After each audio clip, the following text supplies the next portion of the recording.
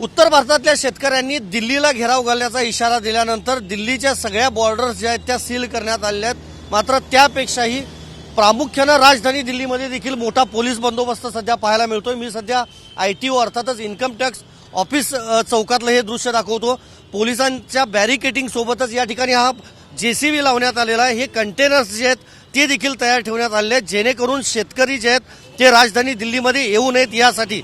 आणि या कंटेनर सोबतच जर आपण पाहिलं तर सिमेंटचे जे ब्लॉक आहेत ते ब्लॉक देखील या राजधानी दिल्लीमध्ये पोलिसांनी आतापासूनच आणून ठेवलेले आहेत। अनेक बॉर्डरवर खिळे लावण्यात आलेले आहेत जेणेकरून ट्रॅक्टर असतील किंवा इतर वाहनं असतील ती आतमध्ये येऊ नये अशा पद्धतीचे आपण पाहतोय। भले मोठे सिमेंटचे जे ब्लॉक आहेत ते ब्लॉक या संपूर्ण परिसरामध्ये आणण्यात आलेले आहेत। अजून सुरक्षा दलांनी घेतलेले आहे, मग त्यामध्ये CRPF असेल किंवा ITBP असेल या सुरक्षा कर्मींना देखील राजधानी दिल्लीमध्ये तैनात करण्यात आलेला आहे। आपण पाहतोय समोर देखील इथं पण दोन ते तीन कंटेनर आहेत। मोठा डंपर देखील आणून ठेवलेला आहे जेणेकरून वाळूचा अडथळा जो आहे किंवा जो मातीचा ढिगाऱ्याचा जो अडथळा आहे तो या ठिकाणी तयार करण्यात येऊ शकतो।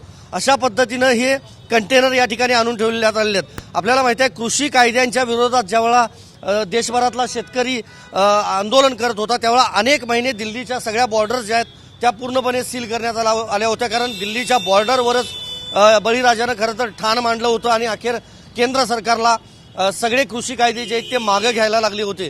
पण आता MSP सह इतर ज्या मागण्या आहेत त्या मागण्यांसाठी शेतकऱ्यांनी ही आंदोलनाची हाक दिलेली आहे। नेमकं राजधानी दिल्लीमध्ये हे शेतकरी पोहोचतात की नाही हे बघणं महत्त्वाचं असणार आहे। व्हिडिओ जर्नलिस्ट राकेश कुमार सह मी संदीप राजगोळकर, TV9 मराठी, नवी दिल्ली।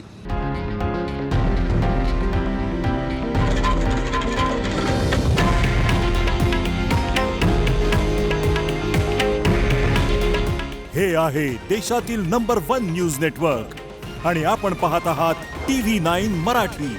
काळजी तुमची, हित महाराष्ट्राचं।